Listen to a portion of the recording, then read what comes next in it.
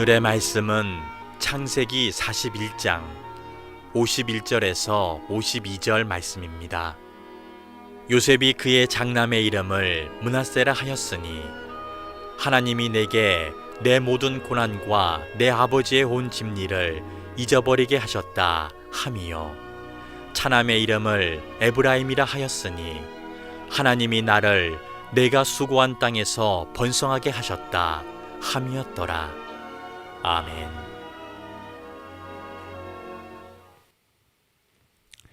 요즘처럼 불황의 시대에 뭘 해도 잘 안 되는 때에 호황을 누리는 사업 하나가 있습니다.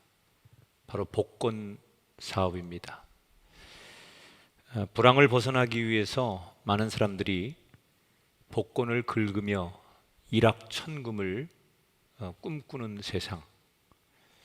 그런데 사람들이 그렇게 일확천금을 꿈꾼다고 해서 인생에 행복하고 성공할 수 있을까?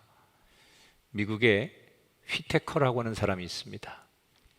원래 가난한 시골 출신의 평범한 사람이었는데 도시로 나와서 자수성가를 했습니다. 그래서 100명이 넘는 직원을 거느리고 웬만큼 성공한 사업가였죠. 그가 2002년 크리스마스 이브 때 우연히 산 복권에 1등이 당첨이 됩니다. 세금을 다 빼고 그 손에 쥐어진 돈이 당시에 1344억 원이었습니다. 기존의 사업도 잘 됐는데 이렇게 엄청난 복권 1등 당첨까지 됐으니 그는 평생 불행할 일이 없는 사람이었습니다. 그런데 복권의 1등에 당첨이 되고 나서부터 이상하게 인생이 꼬이기 시작하는 거예요. 우선은 복권 1등에 당첨됐다는 소리에 이렇게 저렇게 아는 사람들이 연락을 해오고 찾아와서 도와달라, 기부해달라, 돈 좀 꿔달라, 너무 많이 그런 사람들이 괴롭히는 바람에 자기 돈의 절반을 그렇게 해서 날려버립니다. 그때 바로 그 즈음에 잘 되던 회사가 갑자기 법적 분쟁에 휘말리면서 또 거액의 돈을 날리게 됩니다. 이 충격으로 휘테커는 술과 그리고 정말 그것들 고통을 잊기 위해서 세상 방법을 찾느라고 몸과 마음, 정신이 점점 망가져 갑니다.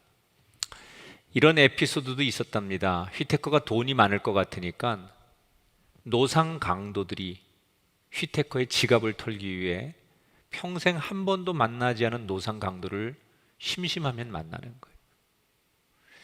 손녀가 하나 있었는데 사랑스러워서 그 손녀에게 용돈을 많이 줬더니 그 돈 가지고 마약에 손을 대서 손녀가 죽었습니다.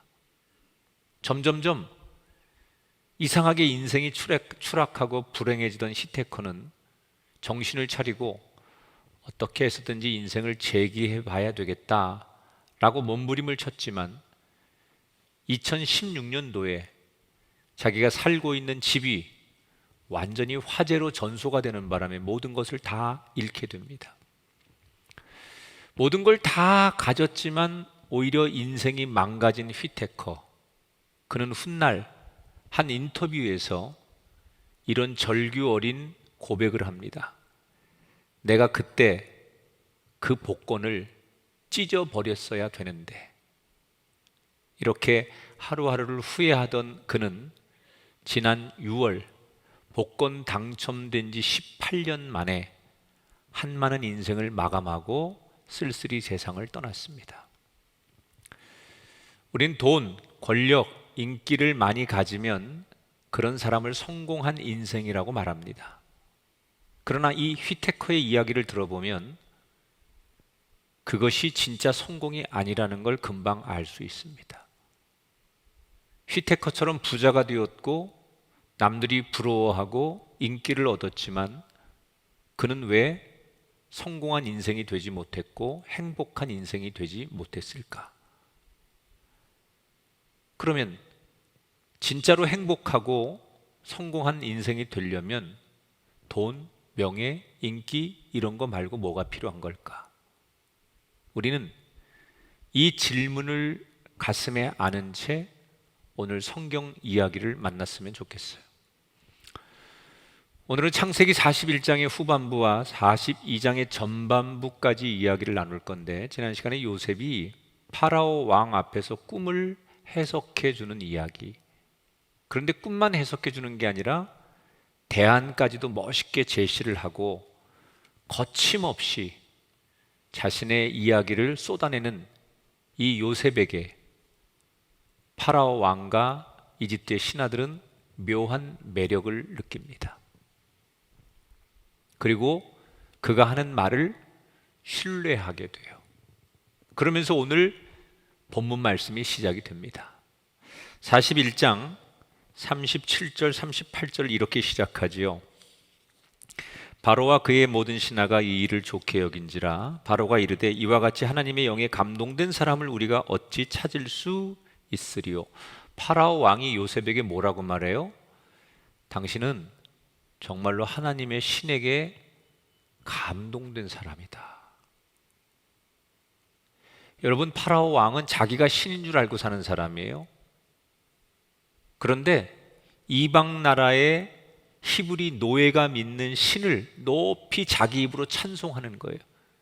당신이 믿는 하나님이 정말 대단하시구나. 어떻게 요셉이 그 이집트 왕의 입에서 하나님을 높이 찬송하도록 만들었을까요? 그것은 복음 앞에 부끄럽지 아니한 요셉의 당당함이에요.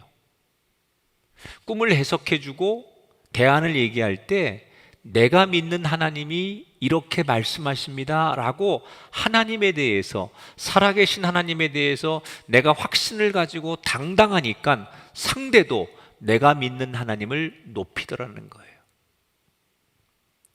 하나님은 우리가 살아가고 있는 삶의 자리에서 여러분을 통해서 하나님이 드러나기를 원하세요. 여러분이 일터에서 또는 여러분의 이웃들에게, 여러분이 만나는 친구들에게 여러분의 모습을 통해서 하나님이 이 땅에 드러나기를 원하세요. 그럼 우리가 세상에 살면서 이 요셉처럼 하나님을 드러나게 할 수 있는 비결이 뭘까? 복음 앞에 부끄럽지 않으려고 하는 삶, 내가 믿는 하나님에 대한 살아계심 앞에 당당한 삶, 이것이 필요하지 않을까 생각해요. 너무나 매력적인 요셉을 파라오 왕은 놓고 싶지 않았어요. 그래서 그 자리에서 파격적인 결정을 합니다. 요셉을 이집트의 서열 2위 자리인 총리직에 앉히는 거예요. 여러분 생각해 보세요.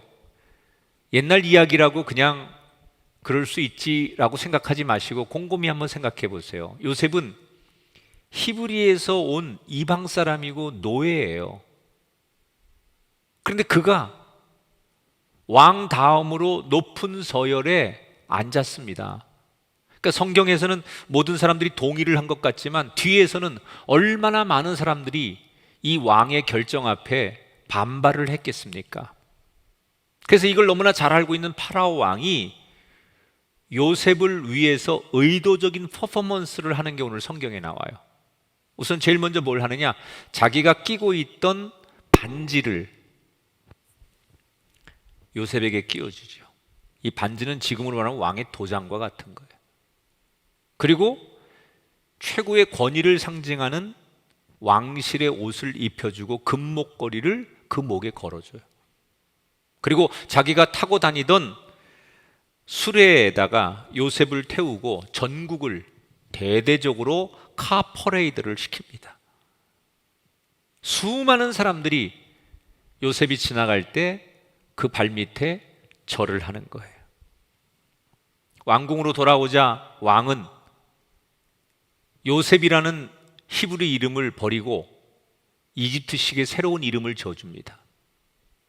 그리고 완전히 그의 신분을 회복하려고 최고 권력가인 높은 귀족의 딸과 요셉을 결혼시켜서 아예 고위직 가문의 한 사람이 되도록 완벽한 이집트 사람으로 만들어버려요. 여러분, 이렇게 스펙터클한 인생을 보셨습니까? 분명히 아침에는 죄수로 깨어났는데 밤이 되니까 한 나라의 총리가 되어서 잠이 들었어요. 아침을 시작할 때만 해도 어두운 감옥에서 시작했는데 밤이 되니까 너무나 밝고 넓고 찬란한 곳에서 잠이 들어요. 분명히 아침만 해도 그는 아주 초라하고 보잘것없는 노예였지만 저녁이 되니 세상 모든 것을 한 손에 거머쥔 권력자가 돼 있었어요. 하루 사이에 기가 막히게 바뀌어버린 그의 운명. 잠자리에 들면서 요셉은 믿겨지지가 않았어요. 지난 13년이 주마등처럼 흘러가면서 이제 나는 불행이 끝났고 행복할 일만 남았다, 이렇게 기뻐하고 감격스러워하면서 저 마음속 밑바닥에 깔려있는 인간의 본능이 살아 올라오는 거예요. 그게 뭘까요? 그동안 나를 억울하게 하고 이렇게 고생시키고 내 청춘을 잃어버리게 한 사람들에게 반드시 대가를 지불하게 만들겠다. 복수를 하고 싶었겠지요. 여러분은 안 그럴 것 같습니까? 막상 우리도 그 상황이 되면 많은 분들이 그런 본능 앞에 충실할 수밖에 없어요. 그런데 요셉은 우리가 기대한 대로 복수심에 불탈 줄 알았더니 그게 아니었어요. 오늘 46절에 보니까 이렇게 말합니다. 그가 애굽 온 땅을 순찰하더라. 총리가 된 다음 날부터 그는 이집트 전역을 순찰해요. 현장 조사를 하는 거예요.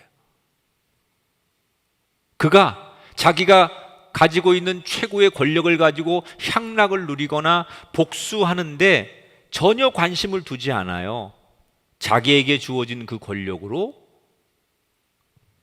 맡겨진 일 앞에 충성하는 삶을 살았다는 거예요. 어떻게 그럴 수 있었을까요? 그것은 요셉의 삶의 목적이 분명했기 때문에, 다시 말하면 삶의 태도가 달랐어요. 돌아보면 요셉은 어떤 사람이었느냐? 아버지 옆에 있을 때도, 형들을 대할 때도, 보디발 집에서 노예 생활을 할 때도, 억울하게 감옥에 갔을 때도, 총리가 되었을 때도 똑같아요. 요셉은 뭐가 똑같냐? 삶의 태도가 똑같아요.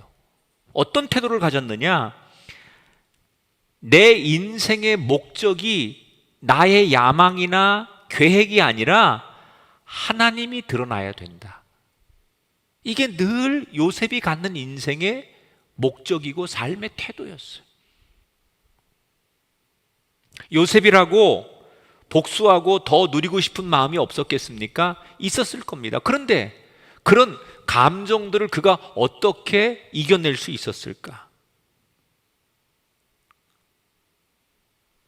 오늘 성경을 이렇게 읽으면 휙 지나갈 수밖에 없는 한 구절 속에 자세히 들여다보면 요셉이 어떤 마음을 가지고 있는지를 볼 수 있는 작은 단서가 하나 나와요.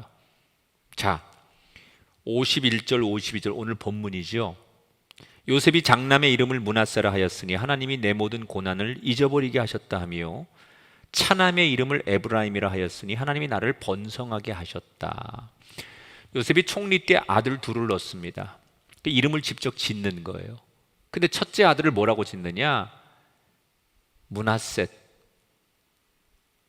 모든 것을 잊어버린다, 그런 뜻이에요. 지난날 얼마나 억울합니까? 얼마나 한이 많고 얼마나 상처가 많아요. 그 모든 것을 잊겠다라는 뜻의 므낫세라는 이름을 첫째 아들에게 줘줬어요. 그리고 둘째 아들에게 번성함이라는 뜻의 에브라임이라는 뜻을 줘줬어요. 하나님은 고통을 보상하시는 하나님이에요. 우리의 고난을 참고 견디고 우리가 고통을 감내하면 반드시 므낫세를 지나서 에브라임을 허락하시는 하나님. 여러분, 지금 여러분이 고난을 당하고 고통을 당하는 걸 믿음으로 견디시면 에브라임의 때가 올 겁니다. 고통을 보상하시는 하나님. 그런데 모든 것을 잊겠습니다라는 므낫세의 뜻도, 이제부터 하나님이 번성케 하실 겁니다라는 에브라임의 뜻도, 이게 중요한 게 아니에요. 그 앞에 주어가 중요해요. 누가 나의 과거를, 상처를 회복하게 하고 잊어버리게 하고 새로운 미래를 창대케 해줄 것이냐? 하나님이 하신다는 거예요. 이게 중요한 거예요. 요셉이 가장 인생의 행복한 부활과 기쁜 순간에도 절대로 잊지 않으려고 하는 게 있어요. 이 모든 것은 하나님이 하십니다.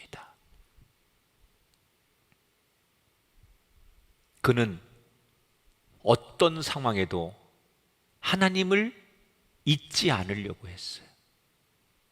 그래서 복수의 감정, 흥분의 감정, 이런 감정들이 물밀들 올라올 때 하나님을 잊지 않았기 때문에 그 감정들을 컨트롤할 수 있었던 거예요. 여러분, 요셉이 그동안 얼마나 고생을 많이 했습니까? 그의 고생을 안다면 이제 요셉이 마음껏 누려도 그 누가 요셉을 비난할 사람이 없습니다. 그런데 요셉은 그 기쁜 감정을 절제하면서 하나님을 기억하려고 했어요. 사람이 너무 고생하다가 좋으면 잠시, 오늘만큼은 다 잊고, 그냥 정말 나 오늘만큼은 그냥 한번 이 세상에 풍덩 한번 빠져보고 싶어. 사람이 너무 고생하면 그 보상 심리로 그런 게 있잖아요. 근데 요셉은 그 상황에서도 절대로 하나님을 잊지 않으려고 했다는 거예요. 왜 그랬을까요? 그에게 확신이 있었기 때문에 그래요. 무슨 확신이냐면, 진짜 성공은 세상 사람들이 내 이름을 불러주거나 나를 부러워해서 그게 진짜 성공이 아니라, 진짜 성공은 하나님이 나와 함께 하셔야 된다. 아무리 세상 사람들이 나를 부러워하고 내가 사람들에게 정말 그 인기의 대상의 자리에 갔을지라도 하나님이 함께 하시지 않으면 그건 진짜 성공이 아니라는 거예요. 이 확신이 요셉에게 있었기 때문에 요셉은 내 감정에 충실하고자 복수를 한다든지 보상을 받으려고 한다든지 그걸 안 했다는 거예요. 그랬더니 하나님이 요셉을 어떻게 축복하세요? 반짝 스타로 만들지 않아요. 그 한 시대만 행복한 사람으로 만들지 않아요. 그의 이름과 그의 가문과 그의 삶을 영원히 빛나도록 만들어요. 그게 진짜 성공이죠. 어떤 사람은 젊을 때는 잘 살았는데 노년에 망가지는 사람이 있어요. 신혼 때는 행복한 사람이 있는데 살면서 맨날 싸워서 지옥과 같은 가정을 만드는 사람이 있어요. 그건 행복도 아니고 그건 사랑도 아니고 그건 성공도 아니에요. 끝까지 잘 사는 거예요. 아니, 내가 없어도 영원히 내 이름이 빛나고 나의 후손들이 잘 되는 게 진짜 성공이에요. 오늘 우리가 살던 이 시대를 가리켜서 사람들은 절망의 때라고 말합니다. 왜 이렇게 살기 좋은 세상을 사람들은 절망의 때라고 말할까요? 이유는 이런 겁니다. 모든 사람들이 성공하고 싶고 인정받고 싶고 누리고 싶고 즐겁게 살고 싶어요. 그런데 나는 그렇게 살고 싶은데 내가 사는 세상은 그런 여건과 상황이 되지 않는 거예요. 다 막혀버렸어. 이 코로나19라고 하는 게 우리의 꿈, 우리의 계획 이런 걸 다 막아놨어요. 뭘 할 수가 없어요. 그러니까 사람들이 내가 하고 싶은 걸 못하도록 세상이 다 꽝꽝 막혀 있기 때문에 이 세상을 가리켜서 절망의 때라고 말하는 거예요. 맞습니다. 마음껏 예배도 못 드리는 세상, 휴가도 못 가는 세상, 마스크를 쓰고는 단 5분도 걸어 다니지 못하는 세상. 분명히 우리는 절망의 때를 살고 있어요. 그런데 모든 사람들이 절망의 때라고 말하는 지금을 우리가 영적인 관점으로 보면 오히려 기회입니다. 기회라고요. 왜 기회냐? 첫째는 우리가 지금까지 알고 있었던, 우리가 지금까지 생각하고 있었던 성공이 진짜 성공이 아니구나라는 것을 알게 된 거예요. 또 하나, 이제 많은 사람들이 다시 하나님을 기억할 수 있는 때가 되었기 때문에 지금은 기회예요. 하나님 없이도 우리는 행복할 줄 알았어요. 그리고 돈, 인기, 명예 이런 거 있으면 성공하는 줄 알았어요. 근데 그게 가짜 성공이구나. 하나님 없이는 안 되는구나. 이걸 사람들이 서서히 깨달을 수 있다면 지금 이 절망의 때는 우리들에게 또 한 번의 기회가 된다는 거예요. 그래서 우리는 뭘 해야 됩니까? 조용히 나 자신을 돌아보고 나의 삶을 주관하시는 하나님을 기억해야 돼요. 여러분, 아무리 어려워도, 아무리 잘 돼도 요셉처럼 그 상황에 휩쓸려 가지 말고 고난 속에서도 부흥 속에서도 하나님을 기억해야 진짜 성공할 수 있다는 거예요. 여러분은 지금까지 성공을 위해 달려오면서 하나님을 기억하려고 노력하셨습니까? 행복을 향해 달려가면서 하나님과 함께 하려고 노력하셨습니까? 지금까지 우리의 인생은 내 감정, 내 기분을 만족시키는 그저 한 시대의 성공을 꿈꾸는, 한때는 잘 살고 한때는 여유롭게 산, 그게 진짜 성공입니까? 아닙니다. 하나님은 우리가 진짜 성공하기를 원하고 진짜 행복하기를 원하세요.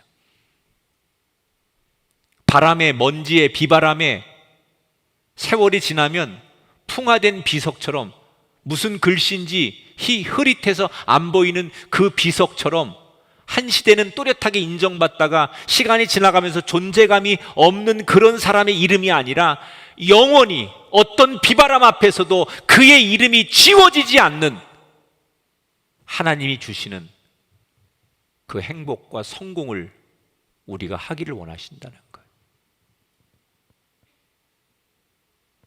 그러려면 요셉처럼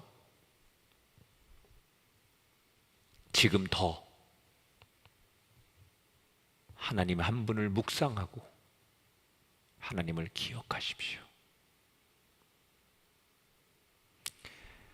총리가 되자마자 요셉은 재난을 대비할 계획을 세우고 사람을 뽑고 인프라를 구축하고 책임자들을 곳곳에 세웁니다. 드디어 하나님이 예언한 대로 7년의 풍년이 시작됩니다. 이때 요셉은 넘쳐나는 곡식에 먹을 게 풍부하고 삶이 여유로운 백성들에게 각각 개인당 20%씩 소출을 걷게 해요. 그런데 백성들이 반발 안 해요. 왜냐하면 너무 풍년이 오니까 까짓 거 5분의 1 국가에 주고도 세금 바치고도 너무 여유로우니까 사람들이 불만이 없는 거예요. 그리고도 여유로우니까. 이때 요셉이 곡식이 남아도니까 그 남아도는 것을 나라에서 돈을 주고 다 사들입니다. 곳곳에 마을마다 창고를 짓고는 엄청난 곡식을, 식량을 비축하기 시작하는 거예요. 그렇게 7년을 그런 정책으로 모든 것을 준비했는데 드디어 엄청난 흉년이 시작이 됩니다. 제일 먼저 요셉은 국가적인 재난을 선포하고, 그리고 그동안 비축해 두었던 이 곡식들을 가장 싼 값에 백성들에게 파는 거예요. 그러니까 흉년이 들어서 먹을 게 없지만 요셉이 쌓아놓은 창고에 곡식들이 풍부한데 이걸 가장 싼 값에 공급받을 수 있으니까 이집트 백성들은 굶어 죽는 사람들이 없는 거죠.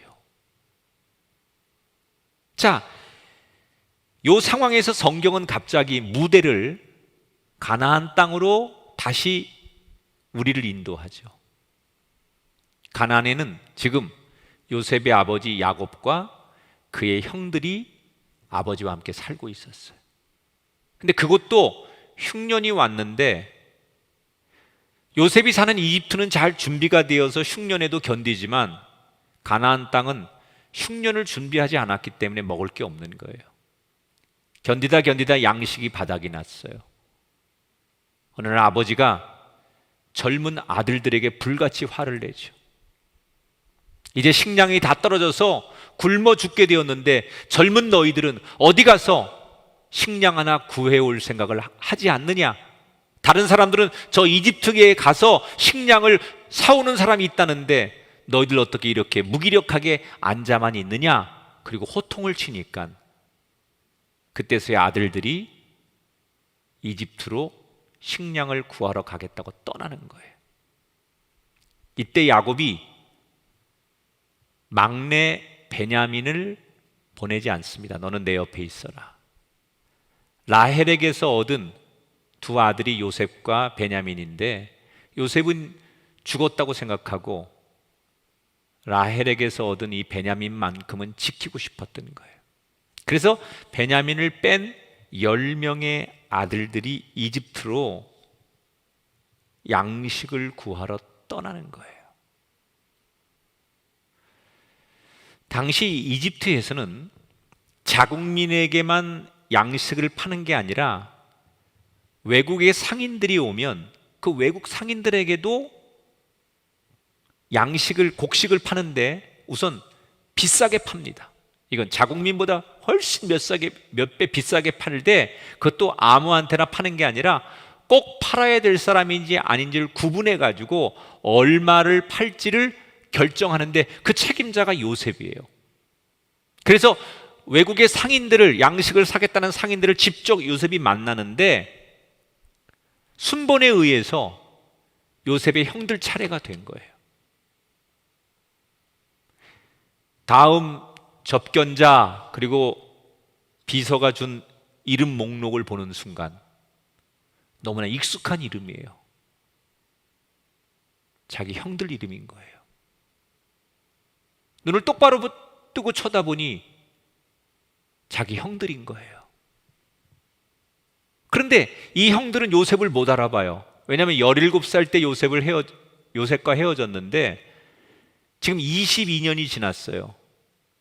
이름은 이미 이집트 이름으로 바뀌었고 17살짜리가 한 39 정도 이렇게 됐으니 외모도 많이 바뀌었을 거고 이집트식으로 수염도 기르고 이런 거 저런 거 쓰고 옷도 이집트식으로 갈아입고 말도 이집트 말을 하니까 이게 통역을 해서 지금 하는 거거든요. 그러니까 전혀 요셉이라고는 생각도 꿈에도 보고도 모르는 거예요. 요셉만 아는 거죠. 자기 형들이라는 걸.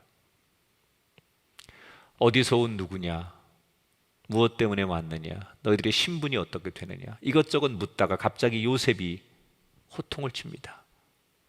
가만히 들어보니 너희들 양식을 구하러 왔다는 얘기는 거짓말 같고 우리나라에 정보를 얻어가려고 온 스파이 아니더냐? 당시 이 이집트가 워낙 강대국이니까 주변 나라들이 이집트에서 고급 정보를 빼내려면 이집트를 드나드는 상인들을 이용해서 스파이로 고용하는 일들이 있었어요. 그래서 그렇게 지금 몰아가는 거예요. 형들이 너무 기가 막히잖아요. 자기들은 스파이 이런 거 전혀 모르고 진짜로 아버지가 명령하셔서 양식을 구하러 온 사람들인데 졸지에 간첩이 된 거예요. 우린 그런 사람이 아닙니다. 아무리 부인을 해도 믿어주지 않으니까 자기들을 증명하려고 별 얘기를 다 하다가 무슨 얘기까지 가느냐. 우리는 저 가나안에서 왔고 우리 아버지 이름이 야곱이고 아버지가 12아들을 뒀는데 막내 아들은 지금 아버지 옆에 있고 동생 하나는 중간에 우리가 잃어버려서 없고 그게 요셉이죠. 그리고 우리 10명은 다 한 형제다. 너무 다급하니까 자기들의 가족사까지 다 꺼내서 자기들의 정당성을 이야기합니다.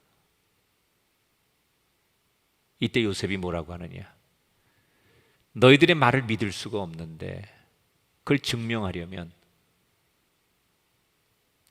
10명 중에 9명은 여기 감옥에 있고 1명이 돌아가서 너희들이 말하는 그 동생을 내 앞에 데려오면 내가 믿어주겠다.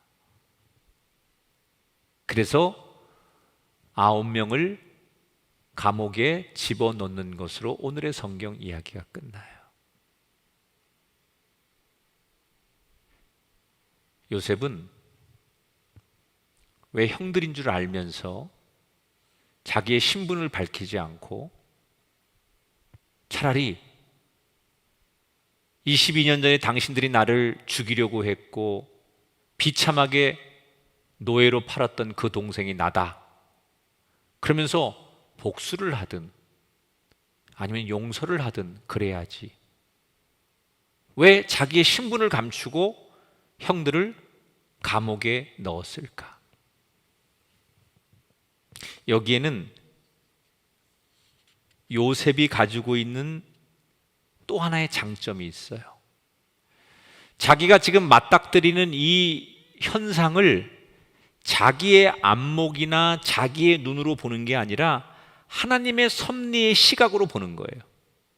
이런 일이 일어난 건 우연히 형들 때문에 내가 이렇게 고생하고 억울하고 그런 게 아니라 이 모든 것은 하나님이 우리 가정을 구원하시려고 우리 가정을 온전하게 하나님이 세우시려고 하신 거구나라는 것을 요셉은 직감하게 되는 거예요. 우리는 내가 지금 만나고 있는 일들을 또는 내가 상처받고 있는 삶을 우리의 시각으로 보니까 용서가 안 되는 거예요. 우리의 시각으로 보니까 견디지 못하는 거예요. 그걸 하나님의 시각으로 보고 하나님의 눈으로 보면 하나님께서 우리를 더 온전하게 하시려고 하고 우리를 완전하게 하시려고 하는 거구나 라는 것을 깨달으면 지금 우리가 만나는 이 상황 앞에 억울해하거나 절망하거나 몸부림치지 않는다는 거예요.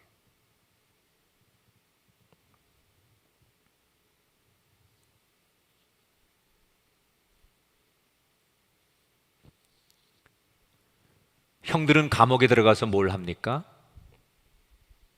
자신들이 어쩌다 이렇게 누명을 쓰고 감옥에 왔나? 마치 요셉의 지난날 같지 않아요? 누명 쓰고 감옥 간 요셉처럼 자기들은 잘못한 것도 없는데 억울하게 감옥에 와 있잖아요. 그 중에 한 형제가 이런 고백을 합니다. 우리가 요셉에게 못되게 굴어서 하나님 앞에 벌 받는 거야. 처음으로 자신들의 잘못을 시인하고 회개하는 거예요.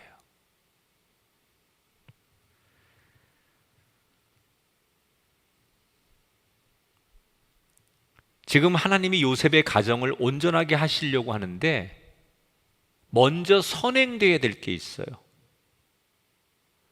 그 가정 안에 오랫동안 형제들끼리 불신하고 다투고 그리고 만연하게 죄를 짓고도 죄인지 모르던 그들의 가정을 하나님이 회복하려면 이 죄의 문제를 해결해야만 되는 거예요. 그래서 그 형제들이 자신들의 잘못을 인정하고 우리가 지난날 잘못한 게 있어서 이런 벌을 받는 거야 라고 자신들이 죄를 뉘우칠 수 있도록 죄의 문제를 해결할 수 있도록 그러기 위해 하나님께서 요셉을 통해 형들을 감옥에 가두신 거예요. 오늘 현대인들의 가장 첫 번째 소원이 뭘까요? 우리 가정이 잘 되고 가족들이 행복한 거예요. 그래서 우리는 가족을 위해 희생하지요. 일도 열심히 하고 기도 제목을 내놔도 가족을 위해 눈물로 기도해요. 그러면 우리 가정이 이렇게 잘 되기를 모든 사람이 원하는데 제가 여러분에게 묻고 싶은 게 있어요. 뭐가 진짜 우리 가정이 잘 되는 걸까? 잘 먹고 잘 살면 우리 가정은 정말 잘 되는 걸까? 아니에요. 잘 먹고 잘 살아서만 되는 거 절대 아니에요. 그 뭐가 있어야 되느냐? 우리 가정 안에 하나님이 계셔야 돼요. 하나님이 우리를 돌봐주시고 하나님이 복 주셔야, 하나님이 함께하는 임마누엘의 가정이 되어야 그게 진짜 잘 되는 가정이에요. 우리는 그런 의미에서 지금까지 우리 가정이 진짜 잘 되는 길을 걸어왔는가? 아니면 하나님을 잊어버린 채 우리끼리 사는 죄의 길을 걷고 있는 건 아닌가? 그렇다면 잘못된 건 끊어내야 되고 인정하고 버릴 건 버려야 그때부터 하나님이 진짜 복을 주시지 않겠어요? 지금 코로나 때문에 사람들이 밖으로 못 나가니까 자꾸 가정 안으로 모이는 거예요. 어쩔 수 없이 가족들이 만나는 시간이 많아졌어요. 그럼 여러분 이때 뭐 하시겠어요? TV나 보고 누군가를 원망이나 하고 남이 탓이나 하고 그러고 시간을 보내시겠어요? 오히려 그동안 우리가 함께 가정에서 예배하지 못했고 함께 중보하지 못했고 함께 하나님 앞에 거룩하게 살지 못한 것을 이번 기회에 우리 가정이 임마누엘의 가정이 되고자 이 코로나의 기회에 우리 가족들이 그 기회를 잘만 잡으시면 그때부터 우리는 진짜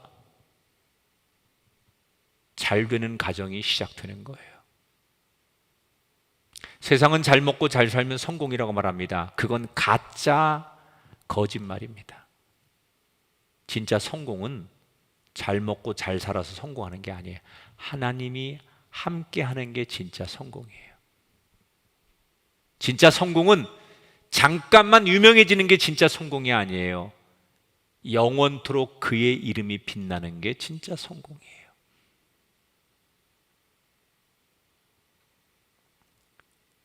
갓난 아기들이 가짜 젖꼭지, 그걸 공갈 젖꼭지라고 그러더라고요. 그걸 물고 빨다 지쳐서 잠이 들어서 전 개인적으로 그거 싫어해요. 엄마들이 애기들한테 사기치는 거잖아.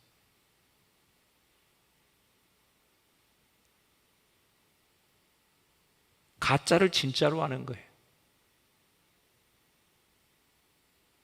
차라리 보채면 보채는 대로 둬야지. 가짜를 주고 진짜인 것처럼 속이는 것을 어릴 때부터 아이들에게 가르치면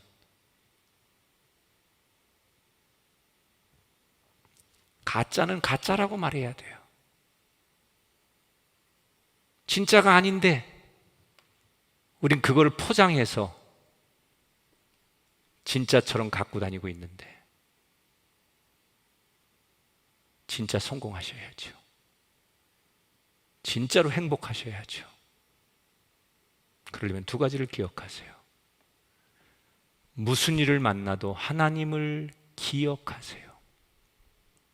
하나님을 잊어버리면 안 돼요. 그리고 우리 가정 안에